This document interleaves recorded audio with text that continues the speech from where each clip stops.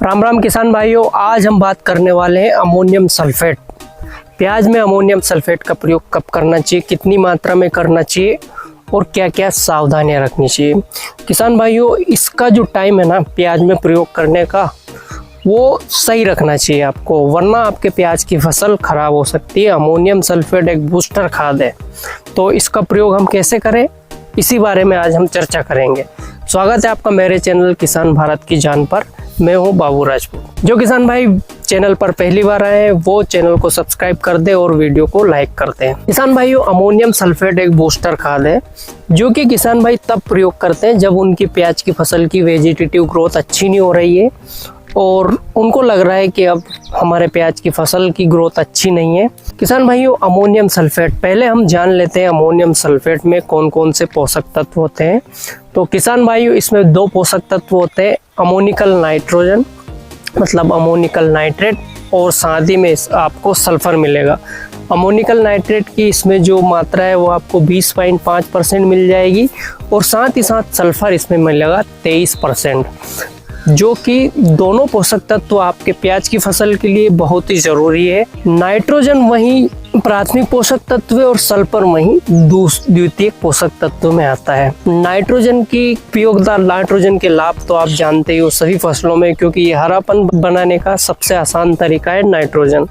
Vegetative growth करवाने का सबसे आसान तरीका है नाइट्रोजन डाल दो, और प्याज की फसल में हम नाइट्रोजन का प्रयोग सीमित रूप में ही करते हैं। सल्फर एक ऐसा पोषक तत्व है जिसकी पूर्ति हमें प्याज की फसल में जरूर करना चाहिए, क्योंकि सल्फर प्याज की स्वाद को बढ़ाता है।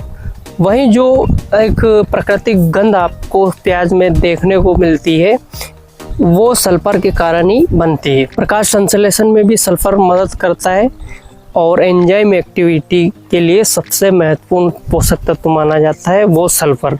तो इन दोनों ही पोषक तत्व के बिना आपके प्याज की फसल अच्छे से उत्पादन नहीं दे सकती।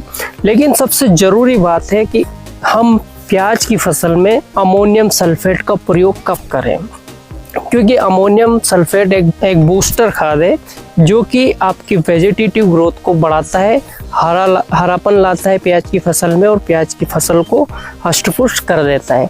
तो इसका प्रयोग हमें गलत टाइम पे अगर हमने कर दिया तो इसके नुकसान भी हो सकते हैं, क्योंकि प्याज की फसल में हमें नाइट्रोजन की बहुत ही सीमित मात्रा का प्रयोग करना चाहिए।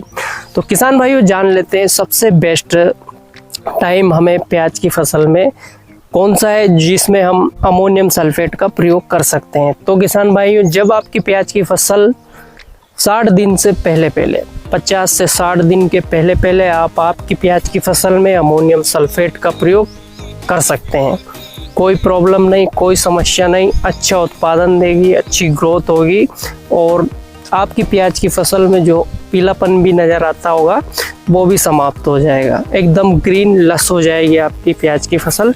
तो आप ध्यान रखें, 60 दिन के पहले आप आपकी प्याज की फसल में अमोनियम सल्फेट का प्रयोग कर सकते हैं।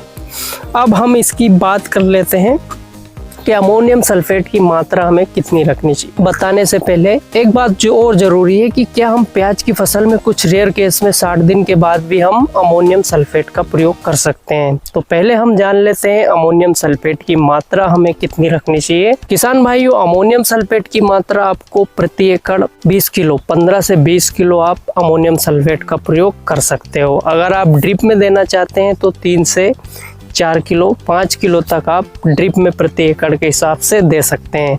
तो आपको अमोनियम सल्फेट का जो रिजल्ट है वो शानदार देखने को मिलेगा, क्योंकि अधिक मात्रा इसकी देना आपको नुकसान दे सकता है प्याज की फसल में, क्योंकि इसमें नाइट्रोजन होता है वो अमोनिकल फॉर्म में होता है। तो इसकी अधिक मात्रा भी आप ना दें। कभी कभी क्या होता है, किसान भाई भावुक होकर बहुत ज़्यादा खाद का प्रयोग कर देते हैं जिससे उनको फायदा होने की बजाय नुकसान होता है। किसान भाइयों, अब हम बात कर लेते हैं कि क्या हम 60 दिन के बाद भी प्याज की फसल में अमोनियम सल्फेट का प्रयोग कर सकते हैं। इससे पहले हम बात कर लेते हैं किसान भाइयों कि अमोनियम सल्फेट को हमें किन किन खादों के साथ मिलाकर नहीं देना चाहिए। किसान भाइयों, वैसे तो आप इन अमोनियम सल्फेट को सभी खादों के साथ मिलाकर दे सकते हैं, लेकिन आपको ध्यान रखना है पोटेशियम नाइट्रेट या पोटास के साथ इसको मिलाकर आप नहीं दे सकते हैं, क्योंकि इसके साथ ये अगर आप मिश्रण करके दोगे तो ना तो आपको पोटास का फ़ायदा मिलेगा, ना ही आपको अमोनियम सल्फेट का फ़ायदा मिलेगा। ध्यान रखें, सिर्फ आप पोटेशियम नाइट्रेट या पोटास के साथ इसको मिलाकर ना दें। अब बात कर लेते हैं किसान भाइयों, हमें अमोनियम सल्फेट का प्रयोग क्या 60 दिन के बाद भी करना चाहिए या कर सकते हैं? तो किसान भाई, कुछ ऐसी कंडीशन होती है जिसमें हम 60 दिन के बाद भी अमोनियम सल्फेट का प्रयोग कर सकते हैं। इसका नेगेटिव रिजल्ट देखने को आपको नहीं मिलेगा। जब आपकी प्याज की फसल 60 दिन तक अच्छे से ग्रोथ नहीं कर रही हो, पीली पड़ रही हो और आपको लग रहा है कि इसमें नाइट्रोजन की कमी है, तो आप बेझिझक अमोनियम सल्फेट का प्रयोग 60 दिन के बाद भी कर सकते हैं। लेकिन ध्यान रखें, जब आपकी प्याज की फसल अच्छी हो, ग्रीन बनी हुई है और उस ग्रोथ भी अच्छी हो चुकी है, तब आप 60 दिन के बाद अमोनियम सल्फेट का प्रयोग करने से बचें।